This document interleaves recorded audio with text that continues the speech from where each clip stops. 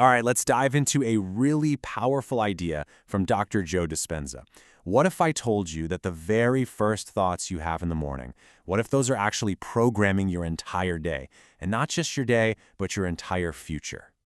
So, let me ask you a question, and be honest. When you wake up, what's the first thing you think about? Does your mind just immediately jump to your problems? Something you're worried about, something that went wrong yesterday? Look, if that's you, you are definitely not alone. But what we're going to explore is how that one little habit might be the very thing that's keeping you stuck. Okay, so here's the core of the problem. Your brain, it's basically a record of the past, right? So when you start your day by thinking about your problems, you are literally hitting play on an old tape. You're just reliving the past over and over and over again. And you know, how this works is actually pretty simple. It all starts the moment you think about your problems. See, those thoughts, they're just memories of stuff that already happened. But bam, they instantly trigger the same old emotions, the unhappiness, the sadness, the frustration. And just like that, your thoughts and your feelings have combined to create your entire state of being. You are, quite literally, living in the past. And here's the kicker, the real consequence of all this. If you start your day living in that familiar state of your past self, well, you're pretty much guaranteed to create more of the same. It's a chain reaction, right? The same thoughts lead to the same choices, which lead to the same behaviors, creating the same experiences, and guess what? The same emotions. You're locked in a loop. So why is this loop so darn powerful? Why is it so hard to break? Well, it's because most of the time, it's not even a conscious choice we're making.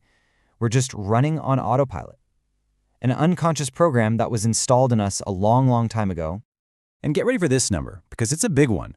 By the time we're about 35 years old, a staggering 95% of who we are is just a collection of memorized behaviors, automatic emotional reactions, and unconscious habits. Just think about that for a second. The vast majority of your personality is running on the subconscious program.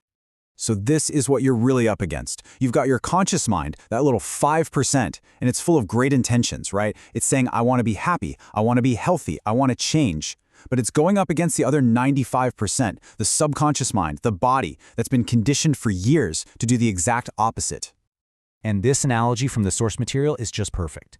Trying to change with just that 5%, it's like an average person trying to outlift an Olympic powerlifter. I mean, it's a total mismatch. And that is why pure willpower so often fails. You're bringing 5% of your mind to a 95% fight. You're basically set up to fail, and it's why we so often find ourselves slipping right back into our old habits.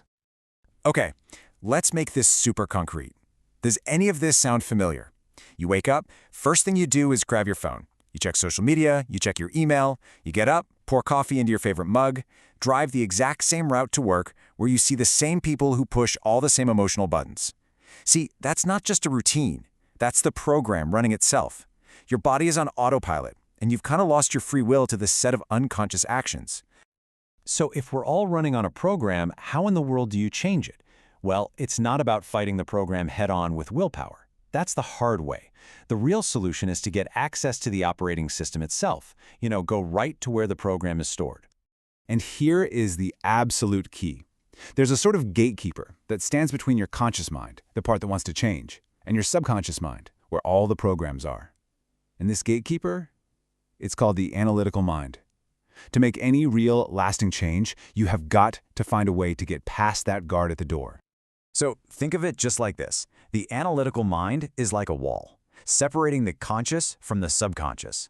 But all the power, all the important stuff is on the other side of that wall. The subconscious is the operating system that holds all those deep-seated beliefs and habits. So our whole goal is to find a way to bridge that gap. And this is where meditation comes in. And we're not just talking about relaxing or clearing your mind. In this context, meditation is a very specific tool for a very specific job. It's the practice of slowing your brainwaves down, which makes that analytical mind, that gatekeeper, step aside. It allows you to slip right past it and get direct access to your subconscious, where you can finally start rewriting the actual code. And you know what's so empowering about this whole idea? Most people only change when something really bad happens, right? A crisis, a loss, a scary diagnosis. That's what forces them to look at their lives. But you don't have to wait for that. You don't have to wait for pain. You can choose to learn and grow and evolve from a place of joy and inspiration. You can start right now. Okay, so we get it. We need to access the subconscious. But what do we actually do once we're in there? This is the method. This is the practical how-to. This is the moment you stop being a victim of your past and you start becoming the architect of your future. Now, this next part is a total game changer, and it's backed by neuroscience. Your brain, it does not know the difference between a real-life experience and one that you just vividly imagine. Seriously, when you are truly present and mentally rehearsing something, your brain fires off the exact same neural circuits as if it were really happening. It literally can't tell the difference. And that is the key to everything. So the process itself is actually pretty simple. When you're in that meditative state, you first decide who you want to be. What's the future you that you want to create? Then you mentally rehearse it. You ask yourself, okay, what would the successful me do right now? How would the confident version of me feel? You practice being that person over and over. And you're not just daydreaming here. You are physically installing new neural pathways. You're installing new software directly into your brain. And what this does is create a fundamental shift in what your brain is even for. It stops being just a record of the past, like an old library of everything that's ever happened to you. Instead, it becomes a map, a blueprint, actively guiding you toward the future that you are consciously designing. All right, we're almost there. But there is one final, crucial piece to this puzzle. Because thinking about a new future is great, but it's not enough. To really make this work, to truly create a new reality, you have to bring in the most powerful ingredient of all, and that is emotion. So, let's break it down. First up, you have thoughts. You can think of thoughts as the language of the brain.